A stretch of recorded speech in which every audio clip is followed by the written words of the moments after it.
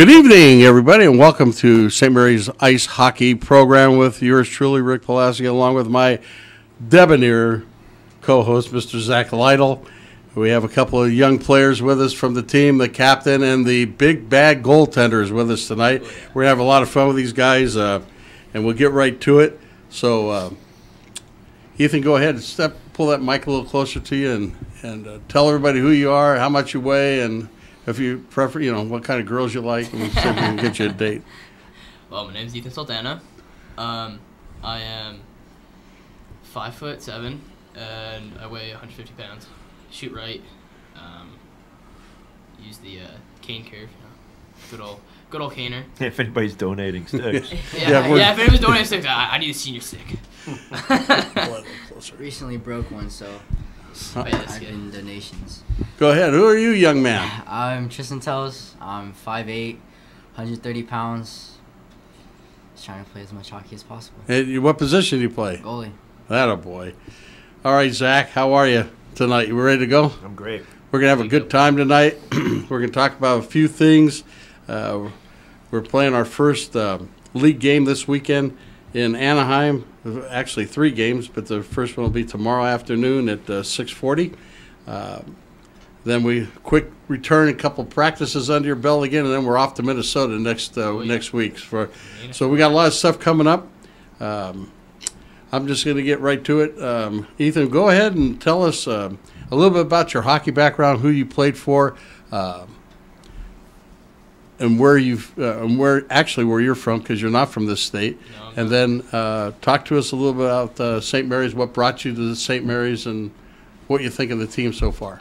Well, pretty much been playing hockey since I could slide around on the linoleum tiles of my kitchen. Yeah, that's probably like 6, 7 years old. And I from Portland, Oregon. I played for the Portland Junior Winterhawks before coming down here. It was a pretty good experience. Pretty much where I've played most time, other than a year up in Vancouver, Washington. But it's a good deal down here. We get ice time every day. And how did you find out about St. Mary's? Well, Coach Derek emailed my dad, and they got talking. And how did Coach know about you up in Portland? I don't know. You're on somebody's site. I think it might have been through. He might have emailed one of my friends first, and they referred him to my dad. That's how it works. It's all about friendship and stuff, huh? Yeah, friendship is the dream. And you've always played ice, never. I started playing roller last year. Oh, did you? Yeah. Is it a big difference with skating? Not really. I've had rollerblades for a while, but never played roller hockey actually. Other than stopping, I don't think anything's really that different, and then no contact as well. All right, over to you, Mr. Goaltender. I've been playing hockey since I was 7, so 8 years now. Last year I played for Golden State Elite Eagles out of Vacaville. I was actually at St. Mary's last year, and it just happened by chance that we get a team. We've been hearing about it for 2-3 years now, and Derek contacted us one day asking what our plans were, and we weren't sure at the time, but as time progressed, he told us about the organization, and we liked what we did. So how do you feel now that you're with other organizations, but as far as practice time and the practices, how do you feel that this team's different than the teams you played on in the past? Well, definitely not as much ice time. Last year we only had 3 days a week. This year it's 5 and dry land every day. Yeah, and for those people that don't know what dry land is, everybody here knows, but tell the people at home. So workouts, conditioning, running, weights, stuff like that. And that's 5 days a week? Yeah. That's great. I mean, that's like we were talking before we went on the air, how that's going to really improve your game, the more ice time you get, obviously, and then the working out, because that's probably, and I'll go to Coach Zach on this, that's probably where some of the Midwest and Eastern teams get a little bit of an advantage on a California team, because they're probably doing more dry land or workout stuff, and probably a little more ice time than normal. Well, the thing I noticed about teams from back there is they seem more organized when they play, and a lot of that is because they're on the ice together more than teams typically are out here. Derek and I were talking about this recently. Really, the only teams that are on the ice more than us are the two professional teams in the area, and so it's perfect for kids that are trying to develop and get better. And as far as the off-ice training goes, we have a couple of kids on this team. I don't want to call them weak, but they're not strong people. But you can see that they're getting stronger, and we're just a month into this thing, so it's pretty good. And I've noticed I go to a lot of your practices, and from the start till today, much better. In fact, Heath and I were talking about that, how the passes are sharper, the drills are, before you'd have to stop and go through the drill to make sure you get it, but it seems like everybody's comprehending the game better, and we're doing it at a faster speed. How do you feel? I think we had that 2-week kind of period at the start of the season where nothing met the tape. Mm-hmm. It was always over, under, wide, yelling at each other kind of thing. But now I think we're gelling a little bit. We got our line set for the most part. We're starting to work on our power play and penalty kill and fine-tuning the smaller parts of the game. And I think it's definitely the first couple of weekends of games kind of brought us closer together. Wins, losses, definitely more ice time that we have, better. Yeah, it's amazing from a spectator's standpoint, which is myself, to look at the game and see how you guys are progressing and how more confident you are. And I could be wrong about this, so chime in if I am. It looks like the game is not as difficult as it would seem. I mean, once you get it down and where you're supposed to be on the ice, you guys seem to get there, and we're, depending on what side, if you're on the weak side or the power side of the ice, that you know where to go and get there. I think you probably ran into that a little bit in Colorado, that those teams were a little bit more prepared than maybe we were. I mean, either one you can. I feel like we're doing a good job. We've all, off the ice from the beginning, meshed pretty well, so we all know what we're going to do. It's just getting it on the ice. And, yeah, we're getting to the right spots when we need to, and that's going to come along when we start getting faster and stronger. We're a really young team. So I feel like once we get that strength, we're going to be set. Yeah, speaking of a young team, we are very young. Again, we've said this over the last several shows, that you have only 2 seniors, and I don't know how many juniors we have. Pretty much freshmen, sophomores. Yeah, you're more freshmen, sophomore. 4, 5 juniors on our team. And so when you went to Colorado, what did you see? You see seniors. all seniors. Yeah, seniors, maybe the 1 or 2 juniors that are going to. And so they're all Clayton size, or yeah. Clayton's our 6'8" guy, 400-pound guy. We've had him. We were on the show before, but big guys, but they're fast, right? Mm-hmm. You get hit by them. It's like getting hit by a freight train. Yeah, but I think we held our own. I mean, the scores aren't indicative of that, but I think again, like I said on one show before, that losing is a learning. It's not a losing as you lost. You've learned from it. And hopefully this weekend we're going to be in, you guys are going to be in Anaheim playing the games. And so that'll be your league competition. Probably these, I call them tournaments or showcases, I guess.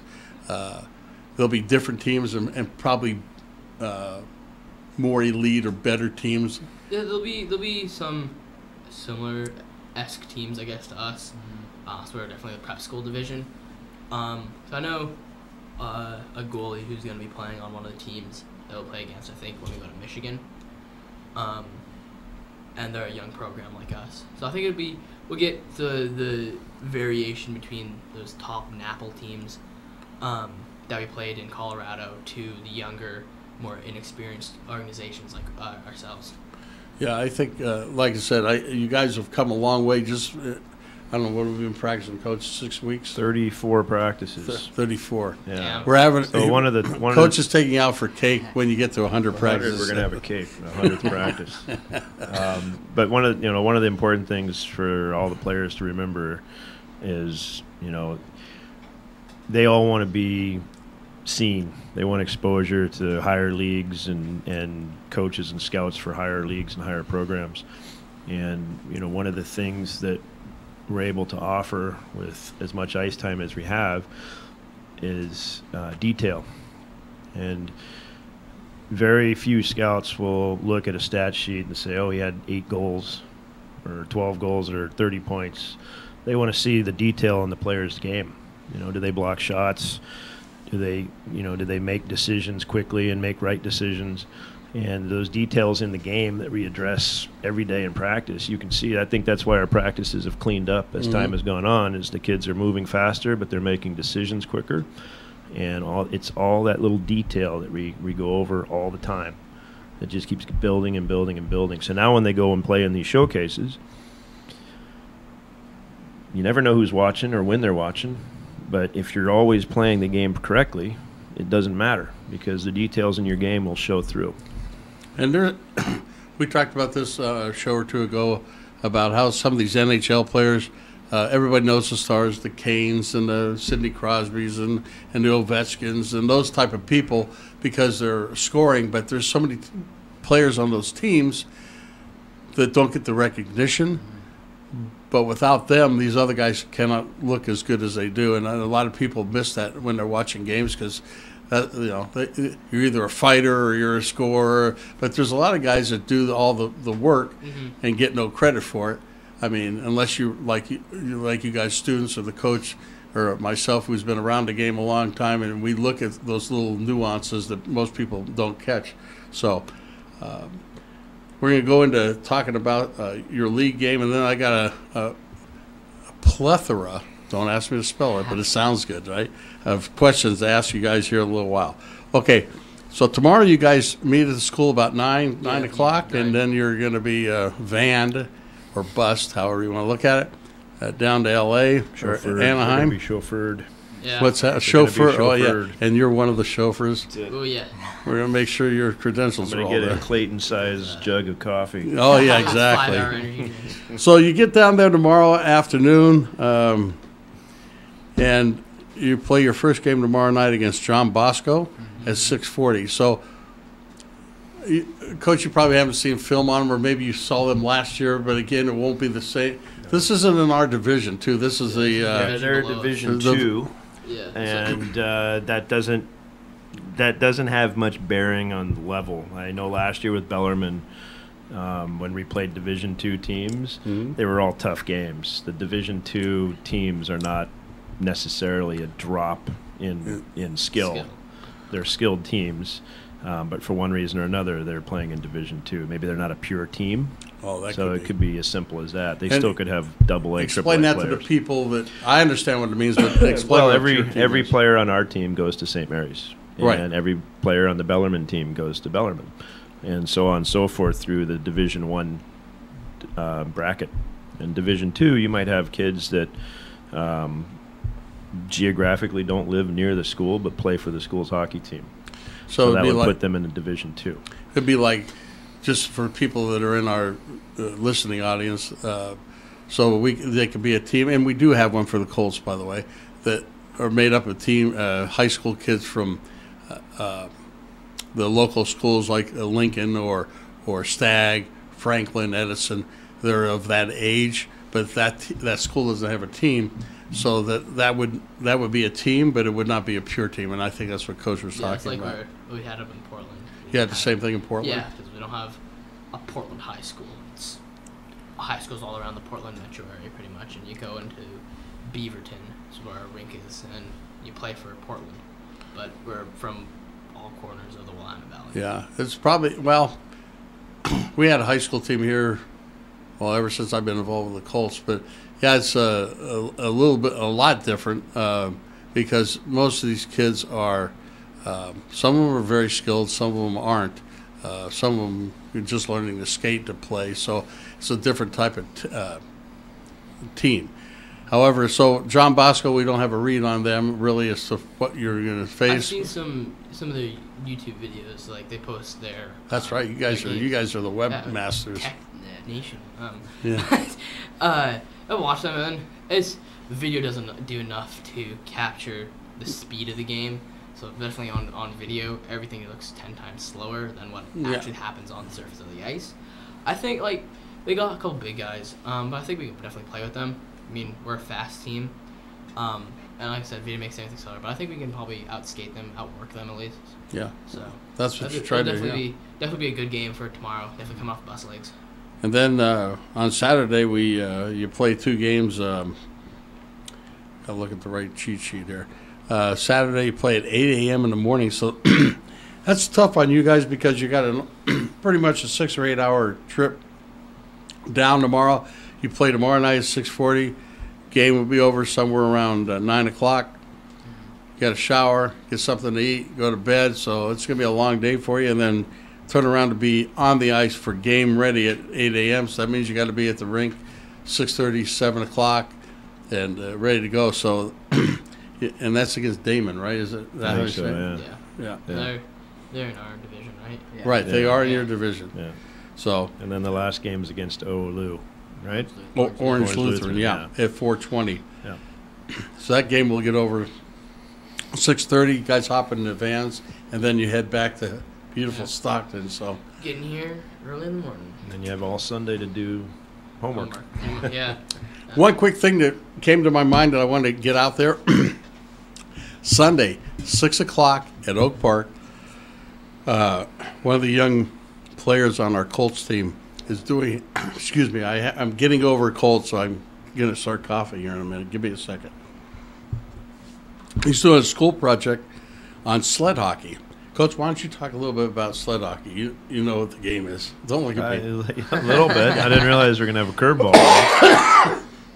Sled hockey is hockey for disabled people, and they are in a sled. They're in a sled. Thank you you were filling right. for me, brother. You're filling for me. Well, we're part of a team here, boss. 2 years ago, when we went to Arizona with the Colts, yes. There was an exhibition of the U.S. hockey team. Yeah, but it was like I think it was a women's team. Yes, it was. It was a women's U.S. sled team against local Phoenix sled team.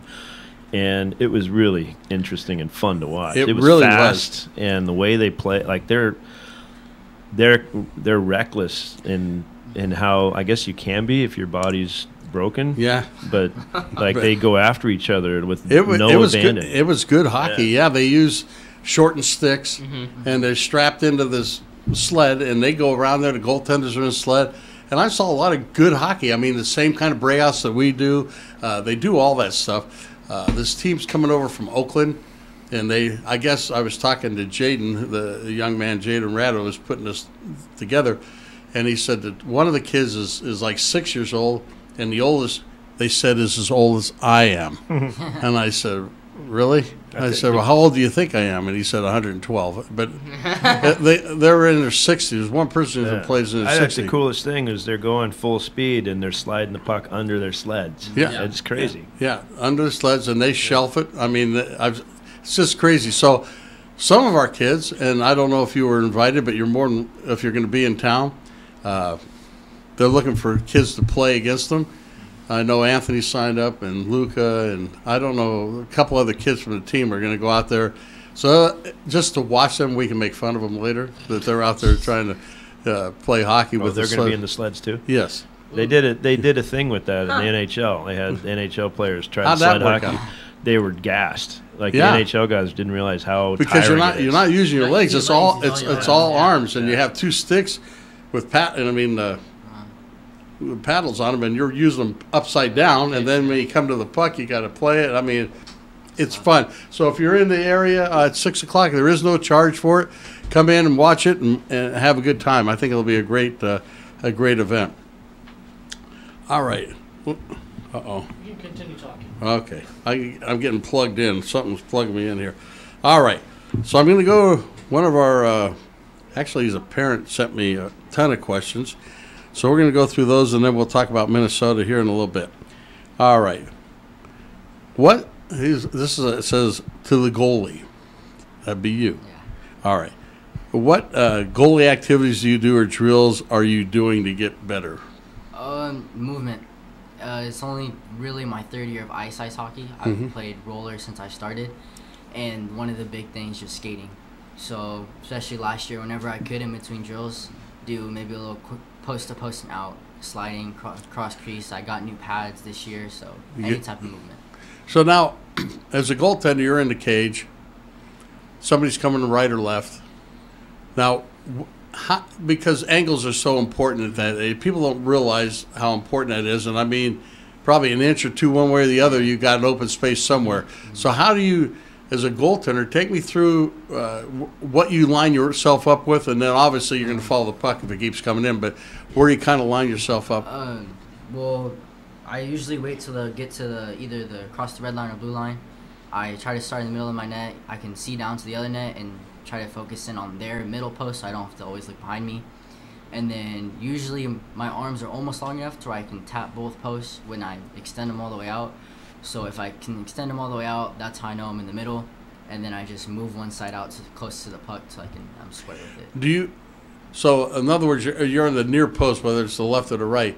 Do you think you have that pretty much sealed off? So if they're going to shoot, they're going to go through your 5-hole, which is between your pads for those people that don't know where that is.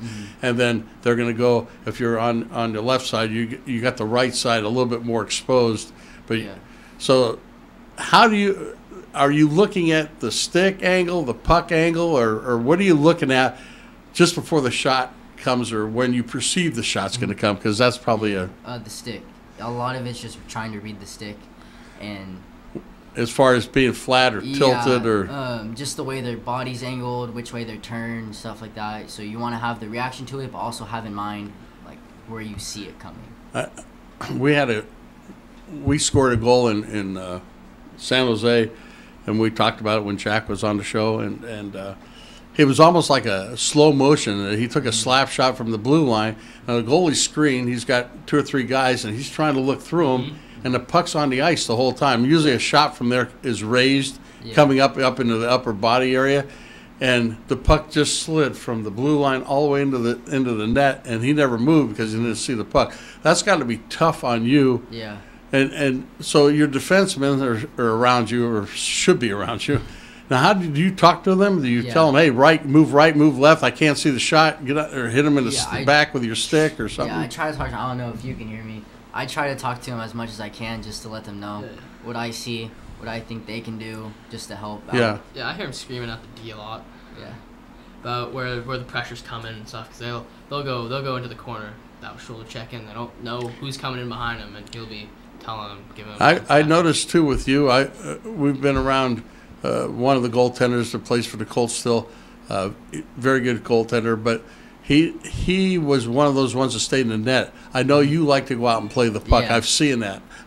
Tell me when you make that decision, like, I think I can get to that puck, because the puck's like in no man's land, and you become in no man's land at some point. It really has to just be a split decision. Usually if it's a breakaway and you know you can get to it first, and you know your defenseman isn't going to have time to get there before their guy is, you have to rush out there and try at least get a stick on it and throw their guy off to your defenseman. Get it to the board. Yeah, just something. Yeah, it has to be a split-second decision, because once you hesitate, that's usually when they're going to get the jump on you. Yeah, and it's probably tough too if a guy fakes a shot, because you have to make a decision, like you said, a split decision, second decision. And here comes the guy. He's kind of winding up, or it might be a wrist shot. So you're okay. He's making a move. I got to be ready. And then he pulls it back or toe drags it, and then it's like, now I'm in trouble. I got to get back. I mean, how does that all work in your head? I mean, you have to remember to stay patient and quick feet. Watch the puck as much as possible. Don't always bite the stick. Yeah, it's tough. But and the bad thing about I obviously my grandson doesn't play goaltender, but it's got to be tough as a parent, because when that goal goes in everybody's mind, it's your fault.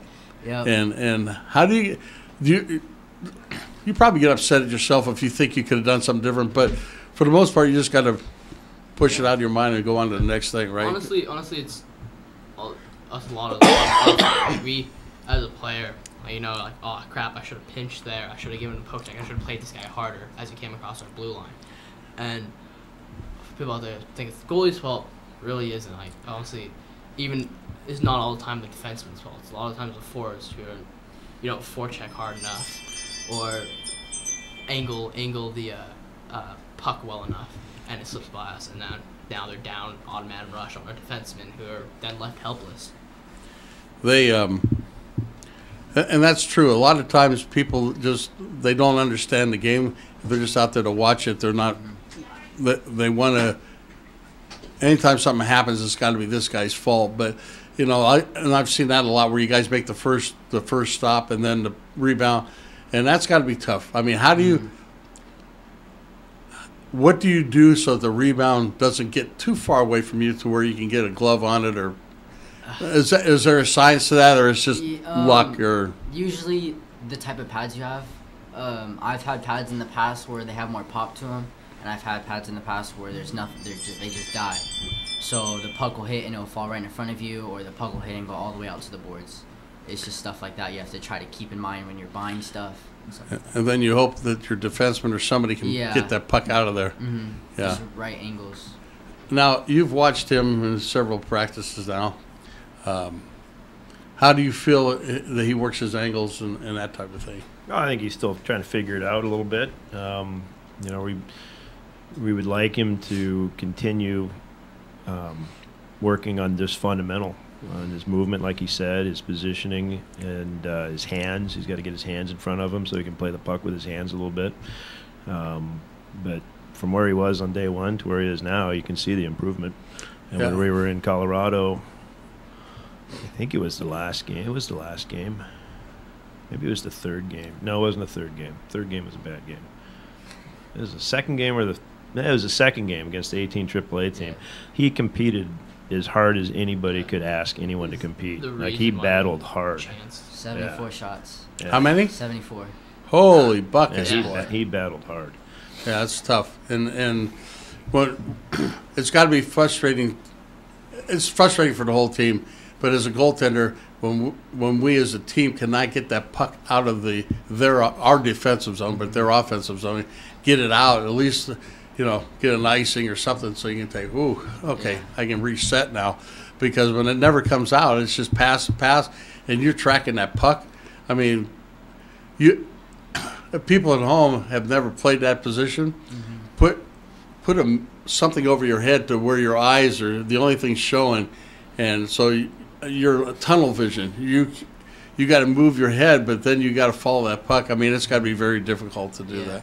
And a lot of people come up to me and say it must be pretty easy being a goalie, just because we don't necessarily skate as much in distance-wise, but we're doing a lot of different type of skating to where it's harder, plus the weight of the pads. And you're up and down. I mean, it's constant movement. Yeah, it is. And I think Coach Zach will agree with me that you probably have to be one of the better physical athletes on that team because of what you do, although you're not going up and down the ice like you said. Mm-hmm. But those guys come off, and they take a little break. But you never come off. No, you don't get much of a break with 74 shots. No, 74 for that.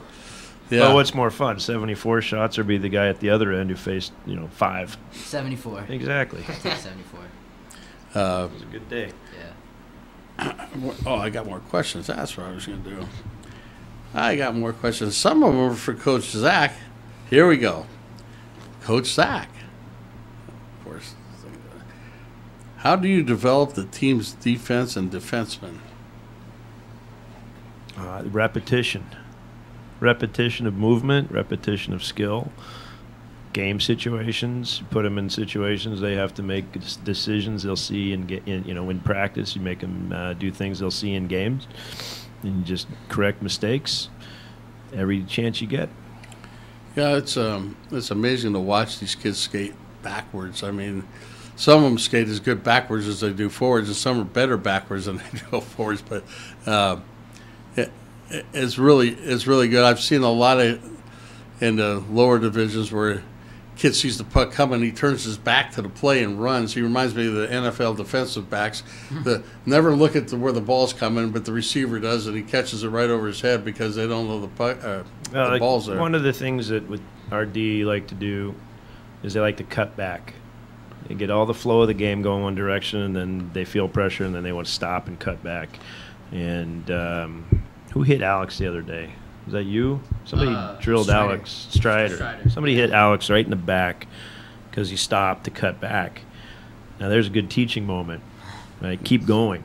You don't Yeah. need to stop and cut back. Keep going. Keep the flow of the game moving up ice. Yeah, if people get to go out and see the Heat play or the Sharks or any of the pro teams, you watch those skaters, all of them, never stop moving. They're constantly going. And that's the difference as you get to the different levels, I think, because some of the kids, and you see it, though, the puck will be on the opposite side of the ice, so they're just gliding along, and they're not really moving their feet. And then for some reason the puck gets over them. Now they got to pick up the momentum again to get to the puck, where I think that's a big difference in divisions and skill level. That they don't develop they're moving their feet all the time, so that they're always at a constant speed to get to the next place they need to get, right? Do you notice that at all out there? Yeah, I mean, one thing that I noticed with pro hockey is that the hits are much less than what we're playing.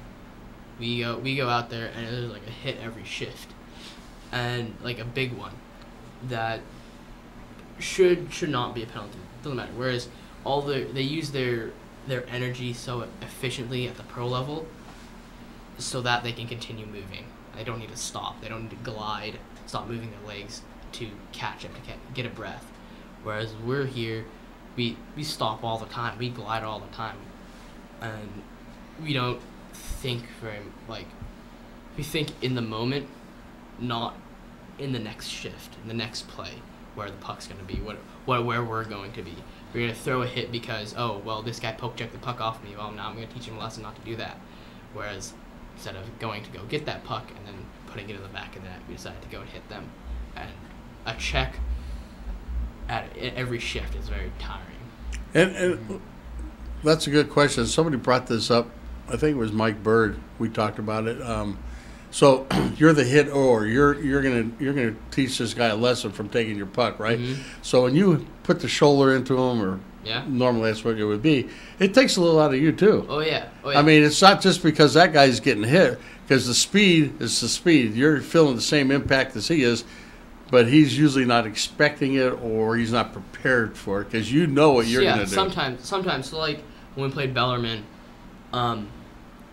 we had a guy on Bellarmine team picked up the puck in middle ice, did not see me coming at all, and I absolutely rocked him. And I was done after that. I'd gotten on the ice, gone down, got the puck from our zone and out. Now I'm going down, and they pick it up. And I've only been on the ice for like maybe 15, 20 seconds, and a shift is normally 45 seconds, maybe at the longest a minute. After I hit that guy, I was gassed. Like you have to put so much force into yourself to move the other player who is your weight or more. Yeah. And it's you'd rather skate the length of the ice 4 times, 5 times, than go and drill a guy twice in a shift. Like it and then having to still skate up and down. Yeah. I think the Bantam age kids, which are 13, 14-year-old, that's the first year they get the check. And I think especially the first year Bantams, it's like, I can't wait to hammer somebody. Yeah, you know what I mean? And so you're hunting that hammer, right? Yeah. When until you happens, you go, oh, that hurt me as much as it hurt him. Yeah. When I played Bantam, it was like, wow, we finally get a check. I can be like, I watched the Oilers. I can be like Luke Gasdick. I can go drill guys. And he was playing for the Oilers at the time. And you go and hit a kid, and you fall down, and he's still standing. And you're like, what the heck? You're meant to be in the 3rd row. Yeah. And and so you go, and you're everybody's learning. Like they're learning how to take a hit, give a hit, watch out for hits, stuff. And this is from transitioning from more much more like skill game. Everybody has their heads down, stick handling. To you gotta play heads up. You gotta look where the check's coming. And so sure, you'll get the odd guy who has his head down. And you actually drill him, and you're still standing. You get the puck and you go down. You're all happy. But then there's when you get hit hard and you don't your entire world. Have you been hit this season where you said, oh, not you being the hitter or being the hitee, Then you go, what was the name of that truck that just nailed me, huh? Yeah, playing Colorado. In Colorado, that I've always been this, like, the small kid on the team, and that's how I get hit. Like, I'm used to it just being plastered against the boards and plastered in the middle ice. But playing against those, you got speed, weight, and muscle just throwing you 5 feet, 10 feet down the ice, and you remember I'm at the top of the circles in their zone. We have the zone. We're gonna score. Now you're always at the red line. And you're like, how did I end up here? And you'll learn to pop back up kind of thing and anticipate hits now that we're older, we're playing midget. So you've had a couple years to, like, realize, like, oh, when I get hit, this is how I have to act so that I'm not dog tired and going off the ice after that. Yeah, and like your bantam years are definitely the years where you learn kind of to adapt. How to do it, huh? Yeah. All right, Coach. I got another one here for you. I'm going to ask this question. I don't know. How is the team's level of skating progressing? I guess that's a good question. We touched on it earlier, Yeah. about how everything's getting faster. Faster? There's less. People going down on Well, turns? it's not so much that. I mean, there's still everybody needs to improve their skating. I mean, you still see NHL players practice their skating with skating coaches because it's, you have to be good at that to advance. But you can't have fast practices if people can't skate. So Right. it's getting And I noticed, faster. like today, 98% of the passes were caught, and they were smoked. They were smoked, yeah. They were And smoked. We're learning, like, hey, we got to pass 5 times harder than you ever passed in your life because their players now have, like, a better hockey IQ, a better hockey sense, and they know where the puck is going to be. They know where to pick it off. They close that space fast. You send it faster, they got to get there faster. They got to react faster. We play faster, we skate. Like, Mondays are our kind of skating workshop days where we work on our edge work, our strides, get, like, kind of like power skating almost. And the rest, like today, we working on our system stuff, and all our passes are, for the most part, hitting our sticks. If not, they're playable, like they're open space passes, or you can skate to them. Yeah. So you guys have been playing several years. I've seen passes that aren't quite where they're supposed to be, but you guys can move your skates into place like it's a stick, and you pass it from your skate back to your stick if it's that far off. Yeah, it's amazing to me how accurate that is. If it were me, it'd hit my skate and probably go in the stand somewhere. But I hate doing that. I hate moving the puck from my skates to my stick. It means I have to look down and take time and put myself in a more vulnerable position where I could be looking up and see that 6-foot guy coming down with his shoulder aimed at my head. If I have to, yeah, I'll kick it up to my stick. But I'd rather have the. I'd rather much, instead of me skating forward and have it count on my skate, have someone chip it into an open area, or just straight up just chip it off the boards, and I can go skate towards it and have everybody who I'm trying to play against in my vision, instead of looking down and kicking it up off my skate. Like, it's a great skill to have, especially like if you want to do moves around guys, bounce it off your skates. Well, he's going one way because he thought you're pulling the puck over here, and now you're going the opposite way. Yeah, Ethan's favorite pass is backhand drop. Yeah. Anybody calls for that, I'm dropping. Because I think it's definitely just a very playing Portland mentality that we'd drive in, and a lot of coaches are like, don't cut to the middle, but we get low enough where you start driving towards the middle, and you're pulling a D and like maybe a back checker with you. So now you got a guy or two open who's behind you.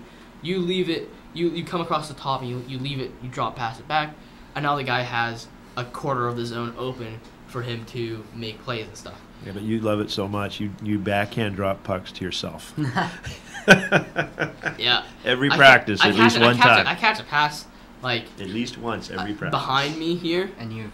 I'm gonna through your legs. Yeah, I'm either pulling it back up through my legs, or I'm already turning this way. So I'm just gonna leave it there and turn back around and pick it up on my backhand, on my forehand, and go.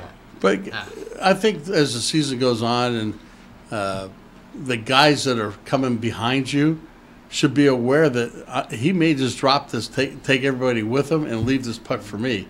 And you know what, it looks not good when you leave it and there's nobody there, yeah. and like, you're taking the people with you. I hate it. Like people will call for it. Like I'm coming across the zone. I've got a guy going with me, and who's meant to be covering the dude who's behind me. They'll call for it.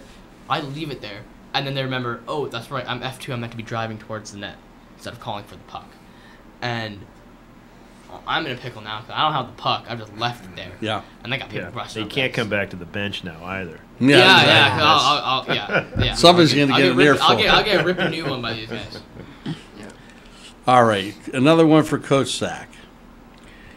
Do you build a team around a system, or do you build the system around the talent? I suspect it has to do with how long your programs existed. You know, in the beginning, you have to build around what you have. So You mean as far as players-wise? Right. Yeah. Like, we don't have the luxury of going out and saying, okay, this kid will play here and this is what they do, so that'll fit our system. We have kids come in, we see what they can do, and then we fit around that. That being said, hockey's not a very complicated game. Pretty simple game. It really is, yeah. Yeah, You're right. So it's, you know, It looks complicated, but it looks really complicated when it's not done well, but when it's done right, it's a pretty fast game, and it's simple. You know, you get the puck towards the net, and you keep them away from your net. So, and we're going back to some of the drills that we were doing today, the breakout drills and the forechecking and whatnot. But every club does a very, I would say, pretty similar. I mean, some may have some exotic stuff they do, but I've never seen it. It's usually the forwards go to the boards, the D got the puck, they got to figure out what side of the ice we're going to go up. You have the center forward coming across the middle. I mean, that's just a lot of the time the D and the quarterbacking are breakouts. Whatever they do, forwards have to reflect. I'm a centerman. Whichever side they go, I have to follow the puck where it's going. I have to follow where they're going. The forwards have to kind of read off that, like who's going to be weak side, who's going to be cutting across to push our defenseman back. And a lot of times, we start with that basic, like move it up to the winger, they chip it out to the centerman. Centerman has speed from curling, and he's now driving. Whereas now you can work off of that, where you can get your weak side defenseman coming across assist instead of passing it up to your winger or your centerman, put it back in to your defenseman, and he takes it. I think because you're like they're playing like a trap or something at the top of the zone, right. And you still got options lower. You can get off to your other D and work the other side or something. Yeah, you see that a lot. NHL, sometimes you'll see nothing up ice. They'll come up and they'll start all over again. They'll go back to the defensive zone, rework the puck, and then go through the play again. Yeah, like it's you want the puck to be where the open ice is, where there's no pressure, and especially if you're a puck carrier, you don't want to be standing right next to the other team. So yeah, if the open ice is in your zone, you're gonna bring the puck back into your zone instead of trying to constantly jam it up the wall. Yeah, and you see that a lot, Coach. I went to a lot of Heat games last year, and especially on the power play. So the team that's got the power play, they get speeding up the ice. Mm-hmm. The other team's got only 4 players, so they're more defensive-minded. They're not forechecking.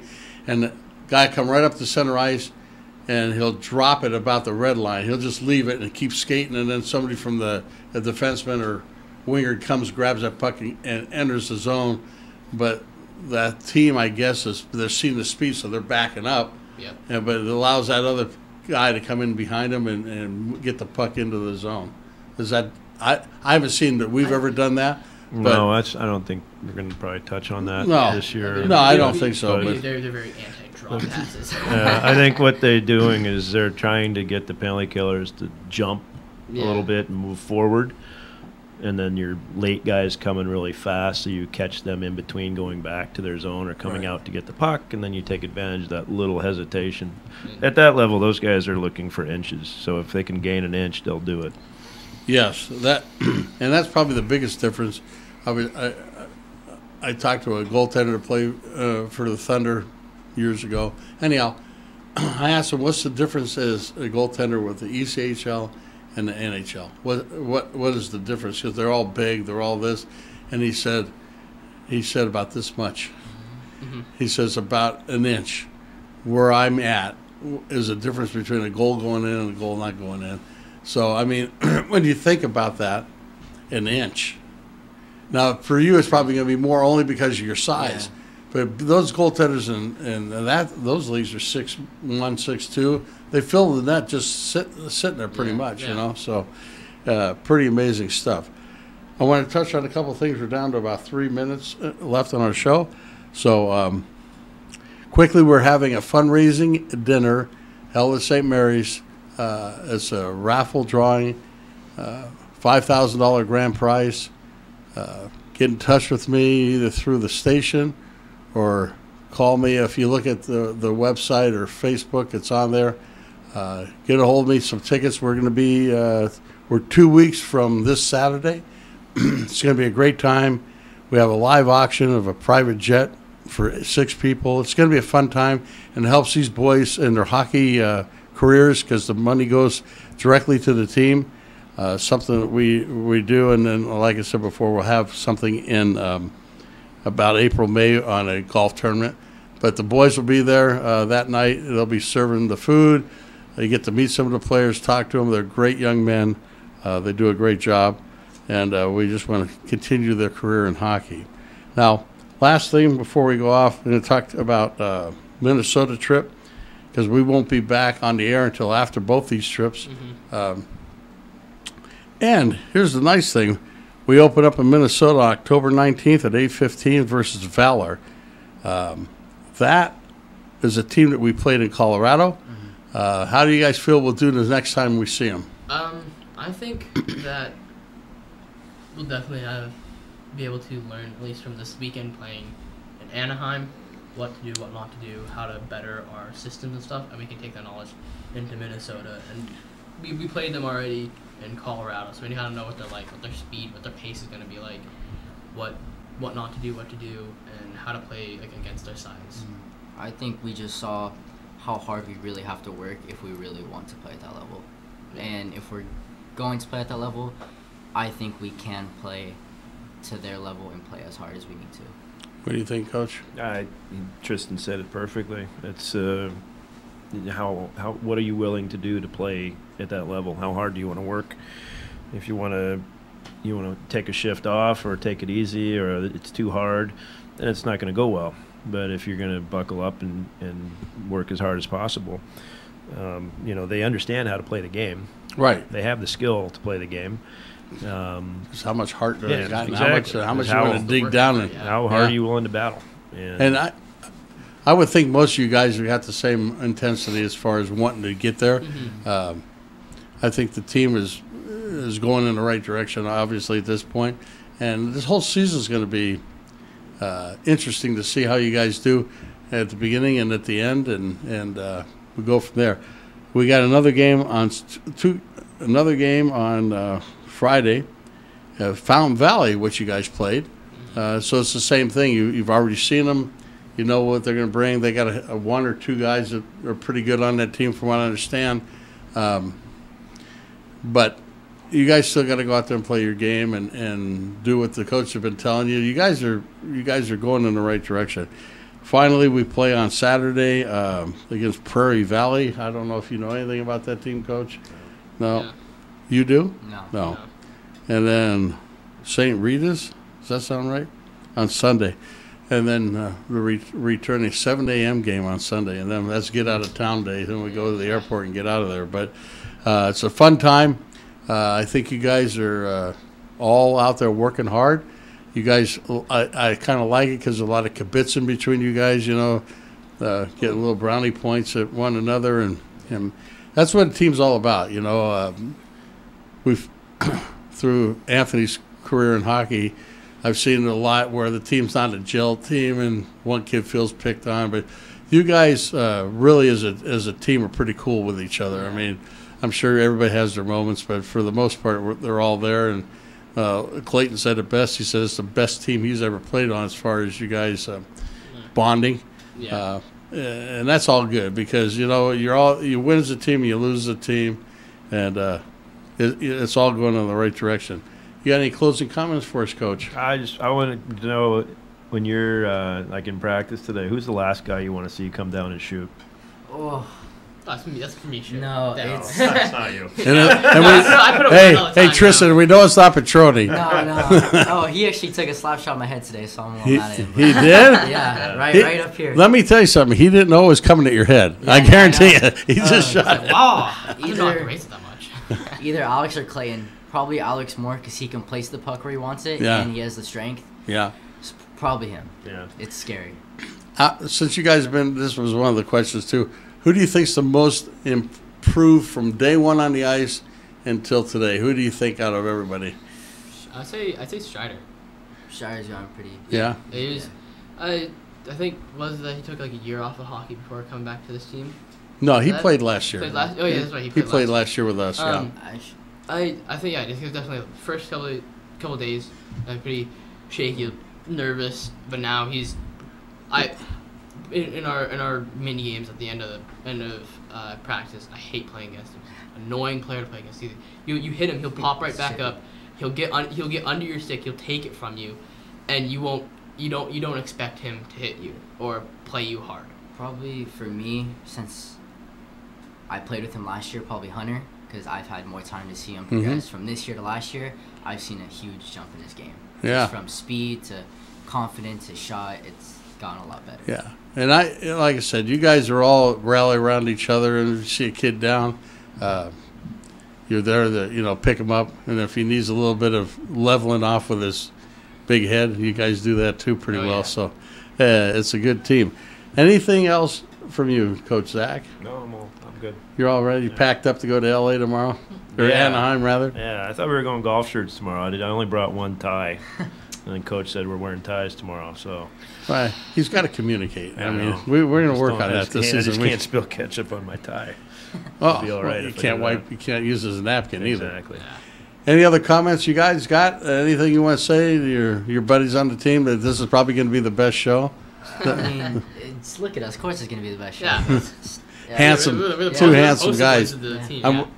Well, with that being said, I had the 5-minute call 10 minutes ago, and Dustin's here. You are here. Yeah. Dustin, you got anything for us? Well, the NHL season just started. Yeah, you're- Oh yeah. Go Sharks. How do you think the Sharks are actually going to do with Eric Carlson? Hopefully better than last year. I mean, Toronto's pretty stacked now. They got Tavares and Matthews. They're gonna have a pretty good. They're probably gonna have an outstanding season this year. And don't forget about the Vegas Golden Knights with Max Pacioretty. Oh yeah. That's true. I think coming off their run, their history right there. I think it'll tone down maybe this season a bit, but they're still gonna go at it. They're still gonna be a threat. But it's all about the Flyers' new mascot, Gritty. Have you seen social media in Dude, hockey? bro, that's the newest Halloween costume. Right Yeah. there. Scares the bejeebus out of me. That's all I have, Rick. That's it? There Yeah. should be there should be like a special position for a kid at the school. Get him a mascot outfit. Oh, like that'd that. be great. We have one. They have one for football. Do they? Yep. We We got to steal it. Get it over for the hockey. Yeah. Yeah, probably very. Max could be a Probably mascot doesn't smell any that. worse in the locker room, huh? Yeah. It's got sweating in that thing. Holy smokes! All right, folks. Until we meet again 2 weeks from tonight, we'll be talking about our trips to Anaheim and Minnesota. We can't wait to get there and see what our team's all about, and we'll report to you in a couple weeks. So this is we're going to sign off and saying my normal thing: keep your skates on the ice and reach for the stars. Good night, everybody.